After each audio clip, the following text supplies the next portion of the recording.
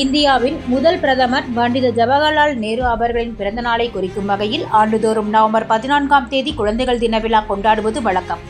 அந்த வகையில் இன்று காஞ்சிபுரம் மாவட்டம் கருப்படை தட்டடை ஊராட்சிக்கு உட்பட்ட ஏரிபாக்கம் பகுதியில் அமைந்துள்ள அங்கன்வாடி மையத்தில் பயிலும் மாணவ மாணவிகளுக்கு குழந்தைகள் தின விழாவில் பாரதியார் வேடம், கிருஷ்ணர் வேடம், ராதை வேடங்கள் அணிந்து பாடல்கள் பாடி நடனமாடி மகிழ்ந்தனர்.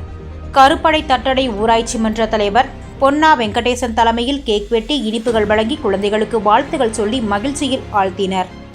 இந்நிகழ்ச்சியில் ஊராட்சி மன்ற துணைத் தலைவர் சத்யா புகழேந்தி மற்றும் வார்டு உறுப்பினர்கள், கிராம பொதுமக்கள், அங்கன்வாடி மைய அலுவலர்கள், குழந்தைகள் கலந்து கொண்டனர். காஞ்சிபுரம் மாவட்ட செய்தியாளர் ஆகாசுடன் செய்தி வாசிப்பாளர் முத்துலட்சுமி.